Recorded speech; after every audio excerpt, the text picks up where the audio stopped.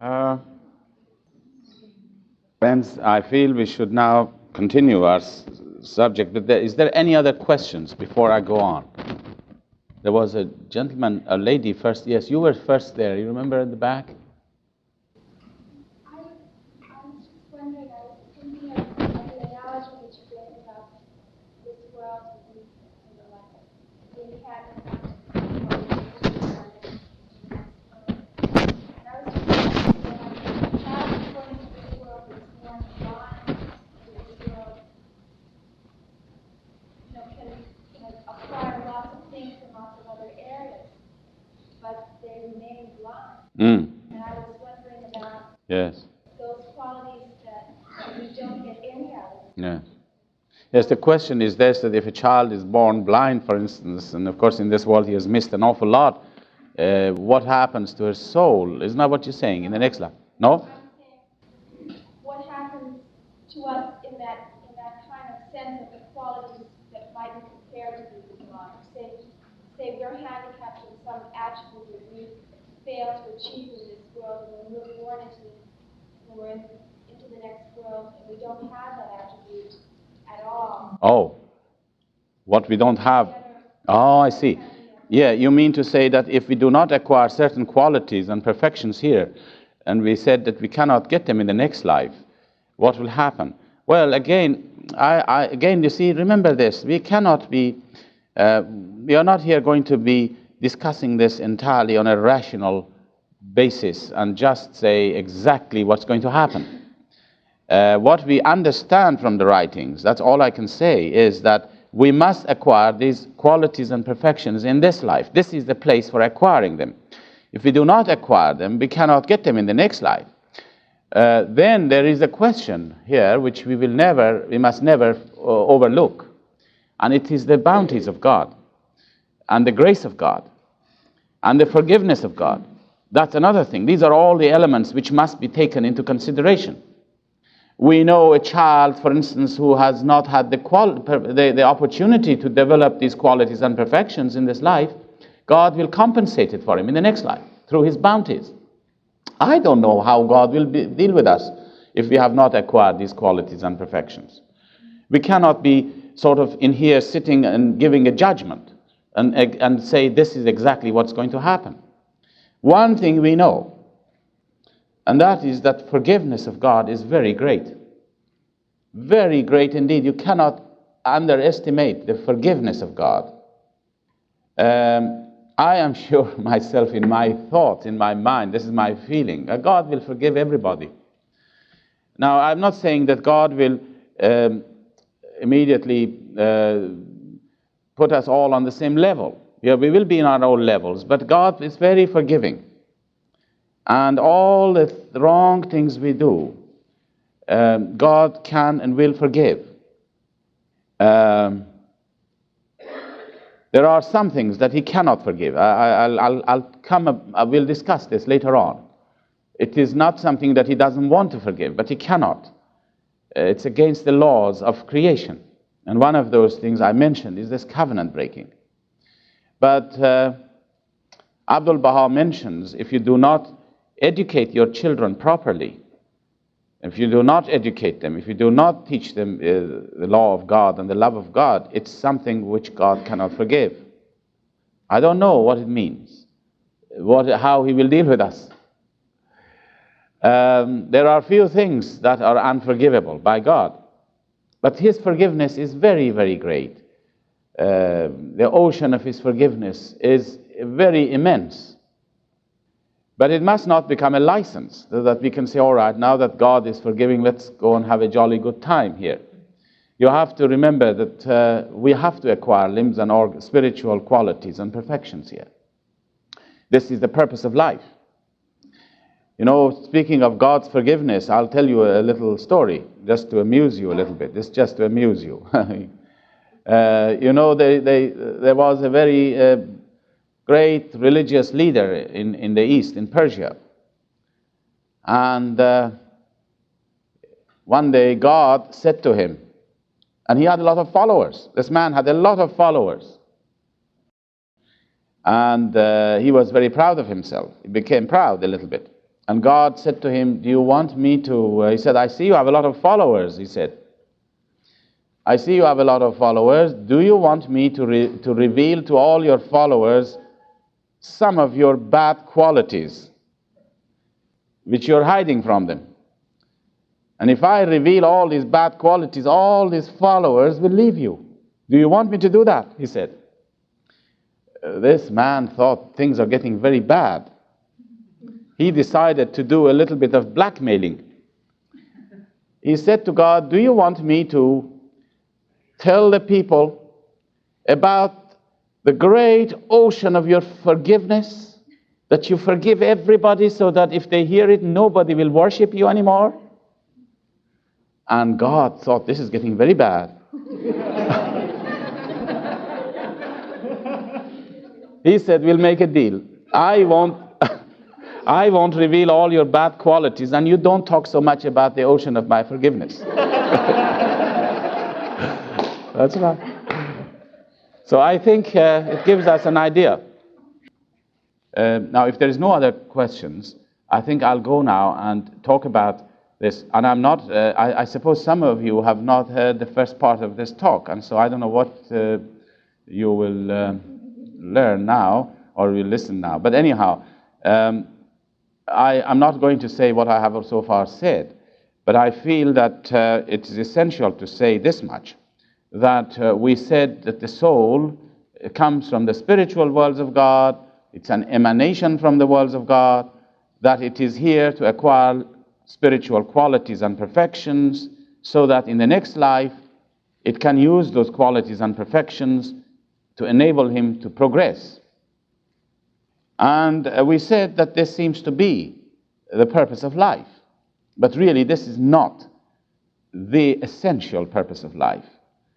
There is a far, far greater purpose in life, that God has created us for something far, far greater than this. He has not just created us to come into this world and acquire qualities and perfections alone.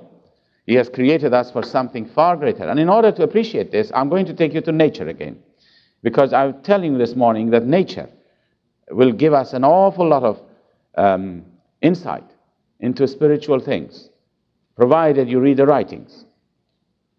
In nature, you will notice anything which grows, which has an organic growth, has a beginning. And the beginning of it is when you put the seed down in the soil. You put the seed down in the soil, the seed will germinate. Then there come a time, it's like, again, conception of a child. It's the same thing. The seed will germinate, and then you have a little plant, and then the plant grows, and it becomes a tree. But now, this tree, we can say it can only fulfill itself. Fulfill the purpose for which this tree is created is to give its fruit. When it gives its fruit, when it gives its seed, we'll say now it has fulfilled itself. It has carried out what it was created for. See, everything has to begin, has a beginning, it grows, it must give it fruit, it must bring a child. The soul is the same thing. Our soul has a beginning. We said it this morning. It has a time when the soul begins to grow. First, at the time of conception, it grows, and it acquires spiritual qualities, just like the tree that is growing. But at a certain time, and not immediately now. It's the same way with the tree. The tree cannot immediately come and give its fruit. It has to reach an age of maturity. And when the tree reaches the age of maturity, then it'll give its fruit. The same thing is with the soul. The soul comes into this life. It first is created, like the seed is planted. Then it grows and acquires qualities and perfections. But at some point in his life, that soul must produce a child, must give birth to a child. The soul, I'm talking of the soul, which is a spiritual thing, must give birth to a fruit, a child. But as I said, it cannot produce it immediately. And in fact, there is a certain age for it. that it can begin to think in terms of producing a child. And I'll mention the age later on. Now go back to nature again. You will find anything which produces a child is a female. A female species is what produces a child. And I hope that men would not mind me saying this. I think that the female is a much better, more complete form of creation than a male. You know that? Oh, you agree?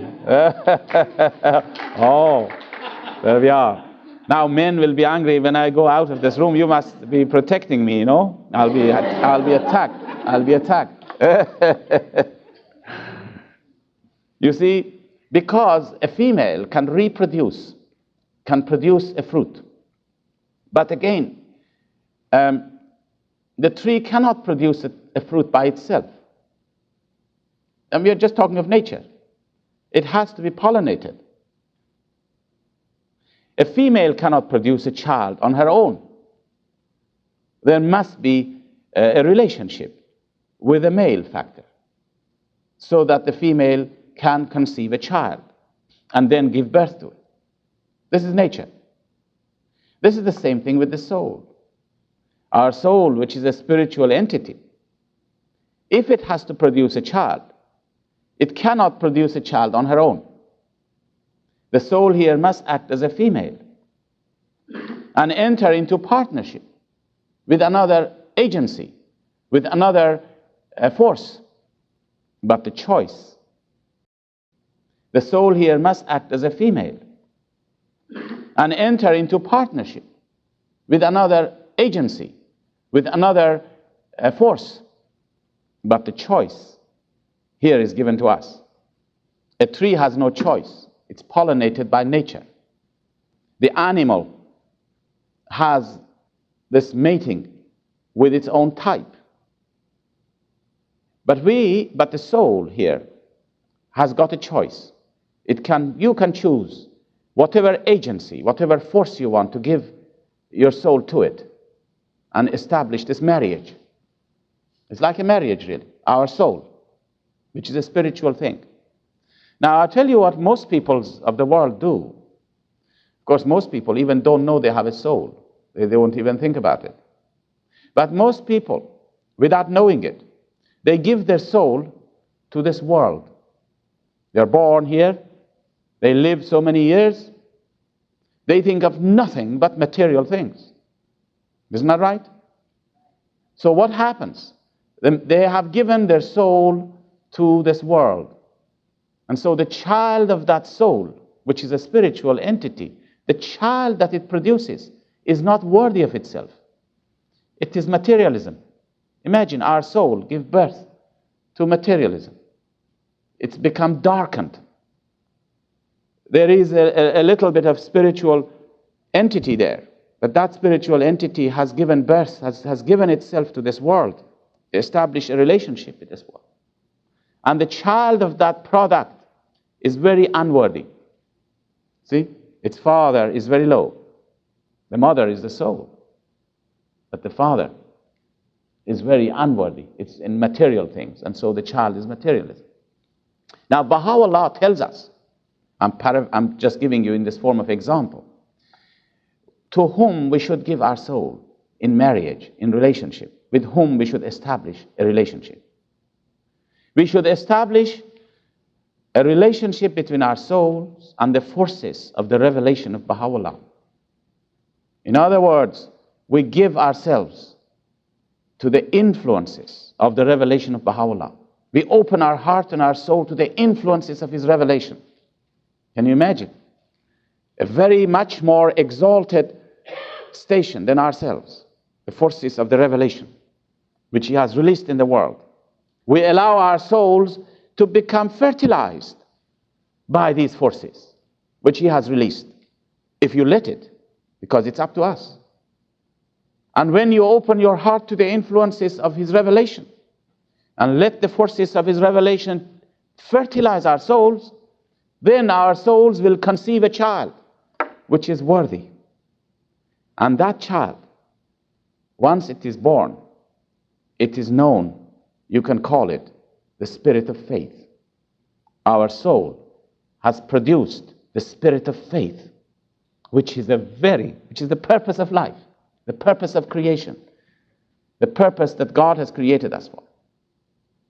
And Baha'u'llah says, if the station of that soul is revealed to the eyes of men, I'm paraphrasing his words, who has given birth to the spirit of faith, the whole of creation will be found dumbfounded. Someone who has given birth to the spirit of faith, someone who has said, I believe. When you say, I believe, what really has happened is that your soul and the revelation of Baha'u'llah, as a result of this mystical intercourse, has now produced a child. And you say, I believe. And that child is born. The spirit of faith is born. Now this is the station which God has destined for man, which can overlook all the other qualities and perfections, which can not overlook, it can really dominate over all the other things that we have acquired when you have the spirit of faith. You know, this lamp in here is lighted. Before it was lighted, it was nothing. But when it is lighted, when you look at it, you can't see anything else but the light. It will dominate over all the things. In fact, if you closely look at it, you will see it's full of dust, probably. But you can't see the dust. It has completely overshadowed all the imperfections because it has become lighted. Of course, you come across beautiful chandeliers somewhere hanging in someone's house. You come across beautiful people in this world with great qualities and perfections, really, who are not Baha'is.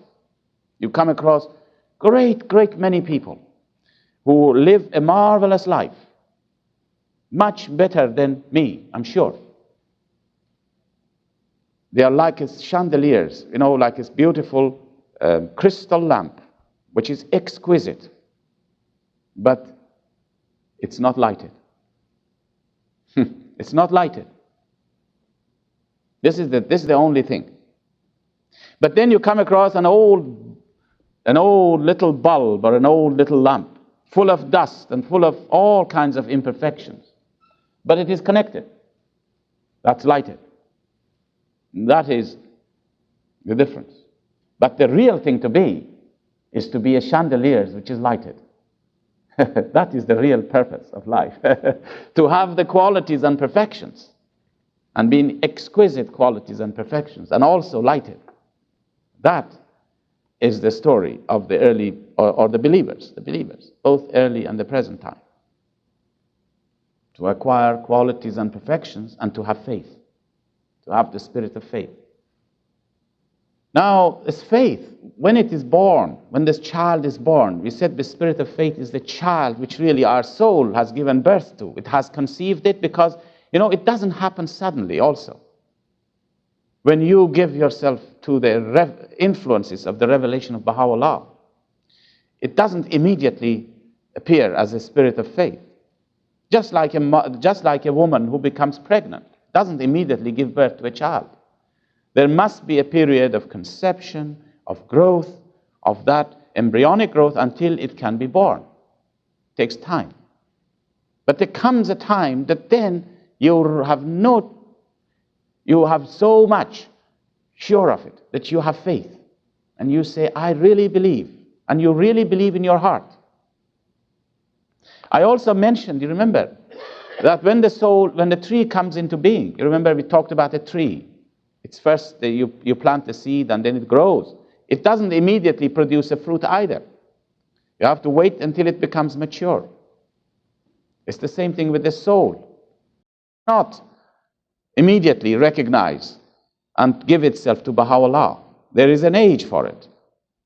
There is at least a limit for it, that you have to produce that. And that is, you might say, the age of 15, that you will become spiritually obliged to give to carry out some of the teachings. Although before that, you are a Baha'i, naturally. A child is a Baha'i. But the obligations is not binding on you until you reach that particular age.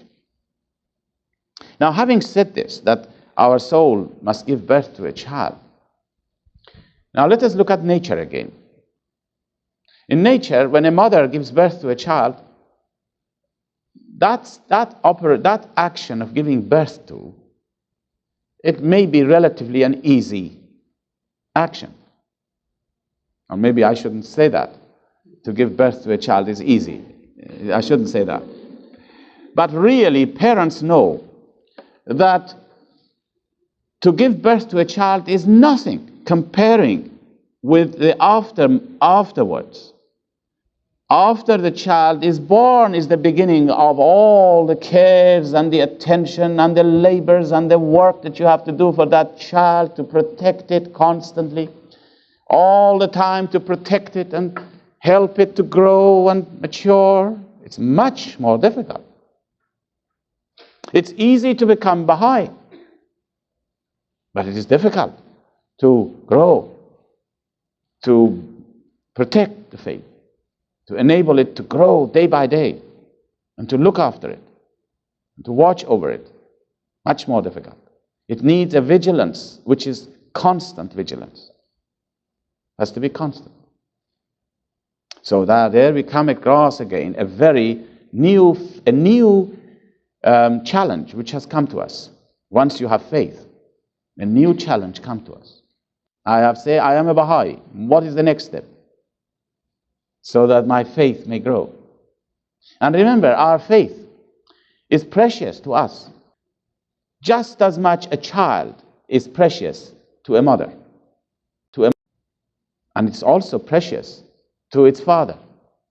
And here is the forces of the revelation of Baha'u'llah. Baha'u'llah is attached very deeply to our faith. He loves a believer. He loves the faithful believer, the person who has faith. And his love for him is so great that we cannot ever measure it. The love that Baha'u'llah has for the believers and the outpouring of his love is so great that we cannot visualize in this life. And the sorrow which floods the heart when one person, it's his heart, when one person loses his faith or becomes weak in his faith, it brings great sorrows to the heart of the manifestation of God. Such sorrows that are not comparable ever with all the sufferings which were heaped upon him by the enemies. That is nothing. The sufferings of the enemies is nothing. It means nothing to Baha'u'llah, really, the physical sufferings. And he himself mentions the suffering which comes to the manifestation of God is when one soul who has recognized him does one little thing which is an indication that he is not growing. Just like a father who sees his son is becoming ill. And he will see it. He notices. He becomes ill. And as soon as he becomes ill, he becomes worried. He becomes unhappy. One believer doing one thing against the faith brought so much sorrow to the heart of Baha'u'llah, to the heart of Abdul Baha, to the heart of Shoghi Effendi. That is beyond our estimation. And if ever one lost his faith, that would be just like a father who laments the passing of his child. His child is dead. Brings great sorrows to the person also, and to Baha'u'llah. I will give you an example of this, at least not about Baha'u'llah, but I talk about Shoghi Effendi. You know, Shoghi Effendi was very sensitive, a very sensitive soul, very sensitive heart. He was the guardian of the cause. And you know, of course, must have heard the name of Dorothea Baker, who was one of the hands of the cause, an American lady. And she, of course, was involved in a fatal accident where she was traveling in this Comet, which was the first jet airliner which the British made, and the Comet exploded in the air. It wasn't really fully tested, and she was killed. Well, one of the pilgrims was telling us a story. She was present at the time that the news of the passing on this tragic form of Dorothea Baker was brought to Shoghi Effendi. And Shoghi Effendi was sad, and he began to talk about her services and spoke about her for some time that evening, and then changed the subject and carried on. And after all, this person has passed away. Then, a few days later, the news reached Shoghi Effendi that one young girl who was a believer has been, with some tricks and some plottings, has been taken into the company of the covenant breakers and has joined in marriage with one of them. Now that person is gone. Is like a child, like a soul which is dead now. You know, the faith, what I was talking to you about. The faith is gone, is lost. The sorrows which flooded the heart of Shoghi Effendi as a result of this 15-year-old girl was so great that for some days he could not come out of his bed. And he was so crippled, really, with this blow. But look, the death of a hand of the cause was only 15 minutes. It passed by. Nothing. After all, she had ascended to the realms beyond. But the defection of this girl, losing her faith, dealt such a deadly blow upon him that he could not come and meet with the friends for 1 or 2 days. Now this shows how much our faith is really precious to God, to the manifestation of God, and to his disciple, and to Abdul Baha, and to Shoghi Effendi. Well, now, we wanted to find out what should we do now. We have just given birth to the spirit of faith, just like a mother who has given birth to a child. What are we going to do with it now to enable it to grow? This again we can learn from nature. You want to say something? Yes. The soul has just given birth to faith. Our soul has just produced a faith. He believes now in Baha'u'llah, and he has given himself to Baha'u'llah, really. And as a result of it, he says, I believe. That is when the first spark of faith appears in our hearts, just like a mother who has given birth to a child. This is just a form of looking at nature to see what happens there. Now, when you look at nature, you will find that the mother who gives birth to a child, the first thing she does, if you notice, she loves that child very much. And the next thing she does, she will feed the child. And the child has never been fed before in his life, never tasted the milk. And none of us can remember what it was like when we first received the milk from our mother. But it must have some effect on us, on the child. It gets the taste for it. And the next time, it probably it's not going to reject it. It becomes more and more fond of that milk, to such an extent that it will cry for it afterwards. And he wants to drink this milk. And this milk makes it grow. This is nature. And the mother will feed the child regularly. Now the same thing applies exactly to our faith.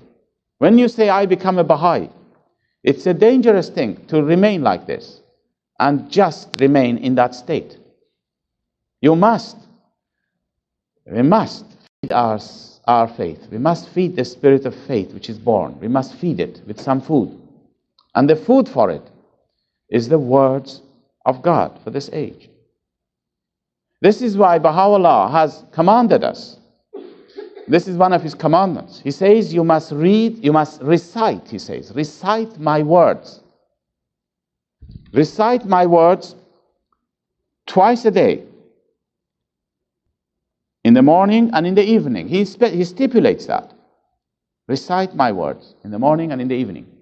It's just like a mother who says to her child, eat your food 2 or 3 times a day.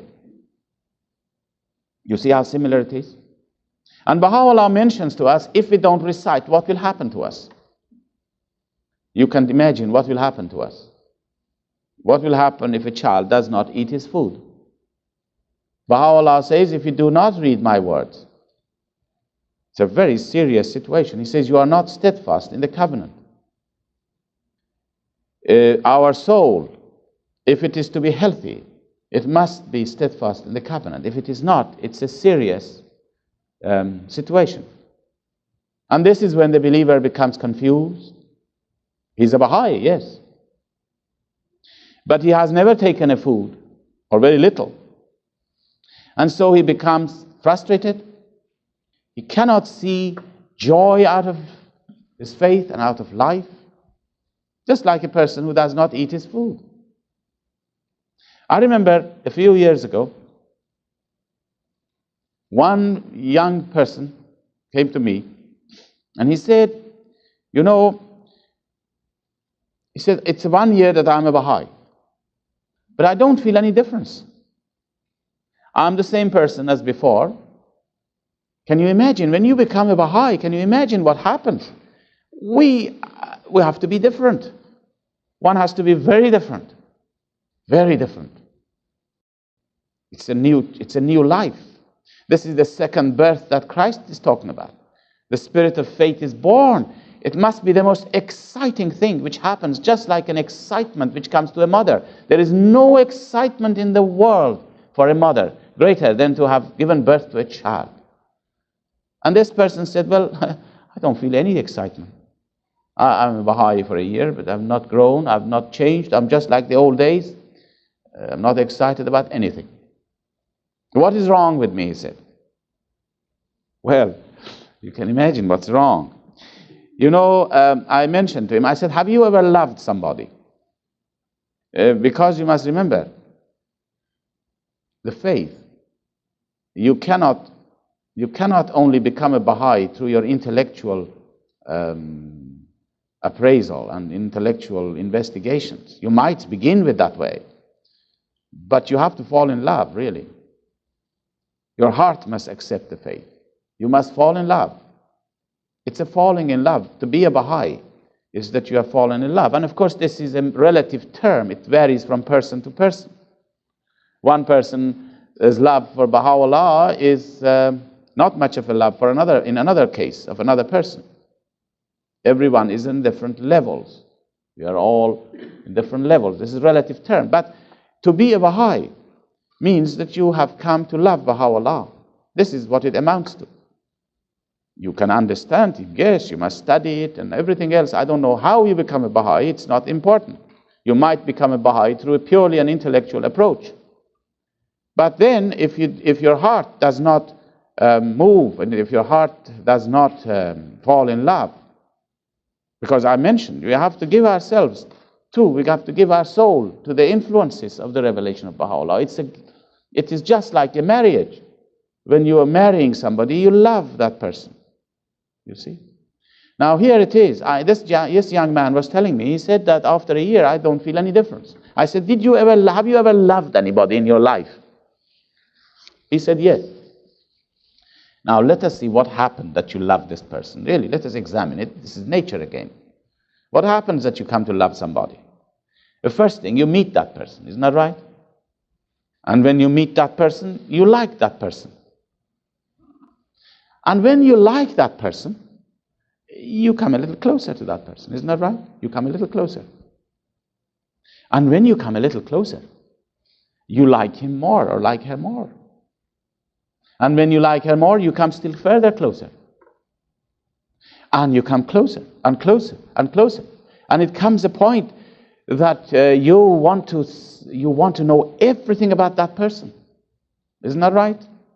You want to know everything. And you're going to ask even people, what is this? Tell me all about it. And I'm sure if somebody rings you up in the middle of night, 2 in the morning, and say, look, I've got some news for you about your friend. Would you like me to tell you? Oh, yes, please tell me. You're not tired of it. You become excited. You see, you are beginning to fall in love with somebody.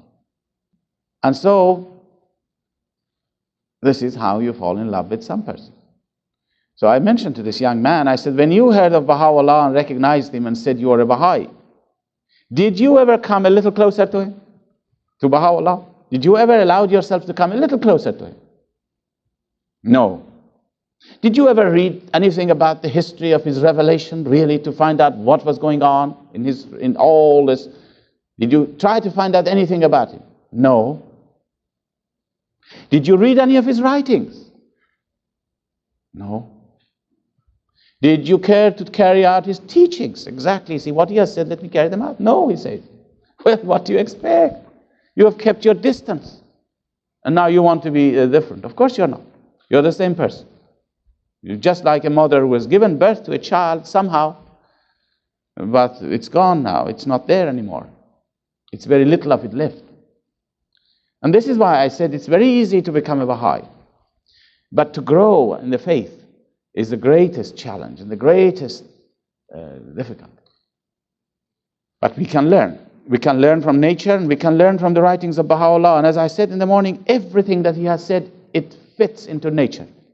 Now this very teaching that he tells us, this very commandment that he tells us we must read his words twice a day, in the morning and in the evening, is just as vital as eating the food for a child.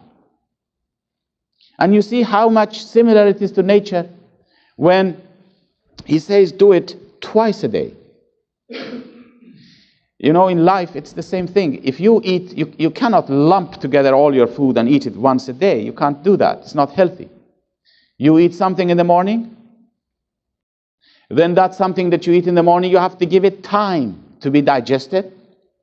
And when it is digested, then you become hungry again. And it is a sign of digestion is that you're hungry again. Then you will eat again. Baha'u'llah has given us the same commandment. He says, read my word in the morning, which means when you read it, you mustn't just read it and forget it, but rather allow it to penetrate into our hearts. Penetrate into our hearts. And when it penetrates in the heart, then the sign of it penetrating in our hearts, what we read, is that when we come home in the evening, you are eager to read again of the writings. This is the sign. If I come home and I'm not eager to read, it means what I have read in the morning, or if I have read it, what I have read in the morning have not penetrated into my heart. And there is again a challenge. What are we going to do? How are we going to enable the words of Baha'u'llah to penetrate into our soul? And now what I'm trying to tell you in a way is this, that in life you have to do so many things to live in order to enable you to live. Isn't that right? In life, you can't just say, all right, I'm going to eat only, and then I'm going to live. No, you can't do that. You have to do so many things to enable you to live in this life. You have to eat, you have to sleep, you can't do without it. You have to breathe air into your lungs. You have to wash. You have to dress. You have to go shopping.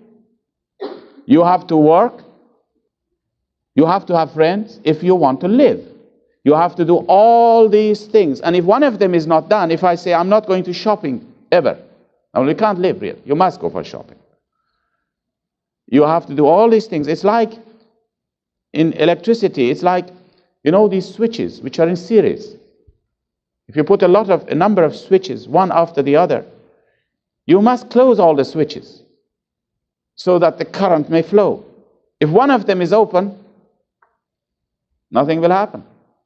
It's the same thing in the faith. You become a Baha'i, now the task begins. You have to close switch after switch. in order that you may live happily and grow, our faith may grow. One of them, the first one, was this reading of the writings in the morning and in the evening. It is such an important commandment that nobody can ever emphasize this point enough. How important it is to make it a habit for ourselves to read the writings. And you know, to form a habit is difficult when you are grown up or when you become a Baha'i. You've never been reading the writings before, so to form a habit is difficult. It's all right for children to learn it. A child will learn it and make a habit of it. But to read the writings when you are grown up, you have to force yourself at first until it becomes a second habit. And it doesn't matter, we must not be worried about it. If once there is a lapse in this, you may do it for a week and then you forget it. Doesn't matter. Try it again. You forgot it for another week, okay, doesn't matter. God is forgiving, of course it is. You just take one little step forward, He comes to you 1,000 meters. Doesn't matter. Do it again, so that it becomes a habit. So that the goal of a Baha'i really is to become an addict to the writings of Baha'u'llah. This is the goal. And you know how you become an addict? Now you must know, you must have heard of. I don't think you're addicts yourselves to anything. But people who become addicts to drugs, what happens to them is somebody introduces the idea to them and eventually give them a little piece to try. The child becomes an addict to the milk of the mother. And we have to become an addict to the writings of Baha'u'llah. And I will probably, in the course of next sessions, will talk about it, of how should we read the words so that we may become really addicts to it. Now, I think when they're children can learn this when they are young. And we should teach our children from childhood to make it a habit of reading the writings in the morning and in the evening. Then they grow and it becomes natural for them. Now, there is one point that I must mention here. It's a very important point. What is the writings? We must not mix it with prayers here. We are not talking of prayers. Prayers are different things. We do it differently, and I'm not going to talk about it now. Prayer plays a very important part in our life. But reading the writings of Baha'u'llah is a very different thing altogether. The writings are those things that you come across in English now. Many of these writings are available to us. The Gleanings, Book of Gleanings is full of the writings of Baha'u'llah. The tablets of Baha'u'llah lately published by the House of Justice. These are the writings of Baha'u'llah. There are other books which are not prayers, of the writings. The Hidden Words is one of the writings of Baha'u'llah. And there is a vast difference between reading the writings and saying prayers. In fact, these two things are sometimes opposite things. Very opposite. A prayer and a tablet of Baha'u'llah are opposite things. I will explain to you how. When you say a prayer, you often ask God for something. But when you read the writings, it's God who asks you to do something. Very different. You see how different it is? And we have to be differentiating this very clearly in our minds. And especially if you are teaching our children. I note that the children of all the Baha'i families, they are taught prayers. You know, most children learn prayers. But we should have a program, every home, where we can see them, show the children the difference between reading the writings and saying your prayers. You could say, all right, say a prayer, but let us now read the writings. And pick up something for them, which they can read. So that it becomes a habit for them, and they can distinguish between the two things. In our meetings, this is my own taste now, if you like call it. This is just a taste, personal taste. I feel we should say prayers, but equally we should read the writings when we gather together in a meeting. When we have a devotional program, you can say prayers, you can read the writings. Now, Baha'u'llah has again here applied the same laws of nature to this particular commandment by telling us that we must not read the writings when we are tired. He said, read as much as you are enjoying it. As soon as you become tired, don't read it. Do you know what it is like? It's like a mother who says to her child, eat your food as long as you're hungry. As soon as you're full, stop eating. This is it. You see, very natural. All these teachings, as I said, have their origin in nature. Now, we must also, I'm going to, the time is coming 12 o'clock. I think I'm going to tell you a story. There's much we have to cover in this field. We haven't even touched upon this properly. Of all the things we have to do, as I said, there are a lot of switches we have to close in order that we can enable our souls to experience that growth and that joy of faith, a growing faith, not a static faith. A static faith for a Baha'i is fatal. You know, something which is always the same. But he says we must allow our faith to grow day by day. And we must feel it, just like a mother who feels that his child is growing and he's happy for it. Now, I'm going to tell you a story, which is a true story, and I don't think it's made up. It relates to one of the early believers of Baha'u'llah. Now, this is a very well-known, one of the well-known apostles of Baha'u'llah. One of the apostles of Baha'u'llah was called Zainul Muqarrabin. It doesn't matter now the name to you. He was one of the outstanding disciples of Baha'u'llah, one who really had a great qualities of knowledge and learning, and his particular work was, at one stage in his life, was to transcribe the writings. You know, transcribing the writings was a very important task, because when revelation came to Baha'u'llah and his amanuensis would write it very fast, so fast that you cannot read it. Revelation writings, you can look at revelation writings, it's not possible to read it. The way revelation came to him was so fast, and there is no shorthand in Persian or Arabic languages, that his amanuensis had to use a special technique of writing them.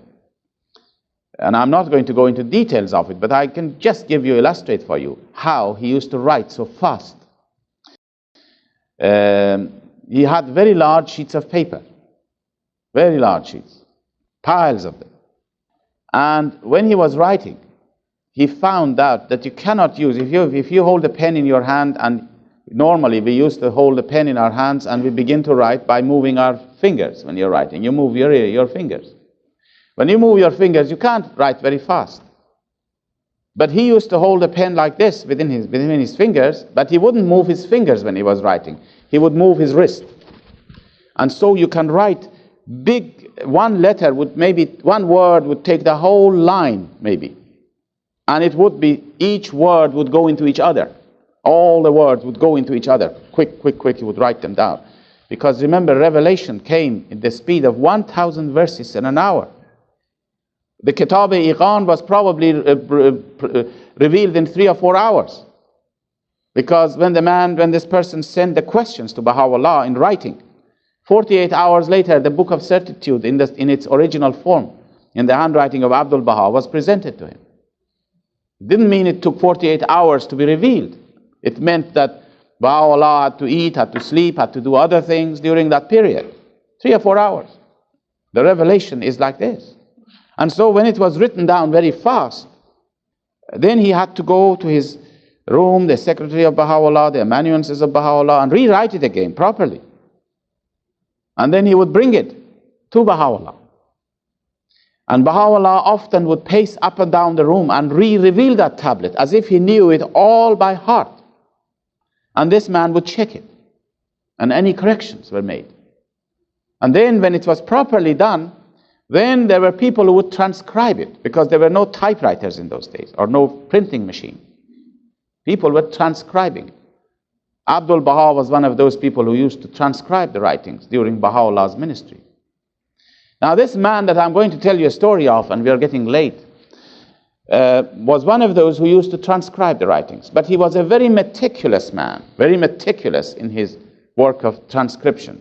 So meticulous that he used to check it all, everything he wrote, he used to check it with his son. He would call him after a few pages, that he would write, he would call his son, and the son would come and read for him the original tablet, and then he would check what he has written. And this is how the writing of Zainul Muqarrabin, anything you find in his handwriting is authentic. It's a standard for Baha'i publications. You always compare every publication with his handwriting. Now, he had a great sense of humor, this Zainul Muqarrabin, and he often came to the presence of Baha'u'llah, and he always had some humorous remarks to make. And as I said, Baha'u'llah loved humor, good humor. One day he came into the presence of Baha'u'llah, and he said, you know, he said to Baha'u'llah, we in our family, we of course carry out your teachings, but we are particularly have a favorite amongst your teachings. Each one of us have a favorite of one of your teachings. And so Baha'u'llah said, well, what are they? Well, he said, my son has a very special favorite. He said, every day I write many, many pages, because this was his work, this man's work. He said, I write and write and write, and then when it's all finished, I call my son to come and to read for me the writings so that I can check them. So he comes in, he reads one page, and then he turns to me and he says, Father, I am tired. And Baha'u'llah says, when you're tired, you must not read the writings. This is his favorite teaching. And Baha'u'llah laughed very much. Then he said, my wife has another favorite. When I have done a lot of work and very tired and exhausted, I say to her, would you make us a cup of tea, please? She says, go and make it yourself. Baha'u'llah says, men and women are equal. This is her favorite. Well, now, friends, I think we'll leave it here. And we will come back. Do we come back this afternoon sometime?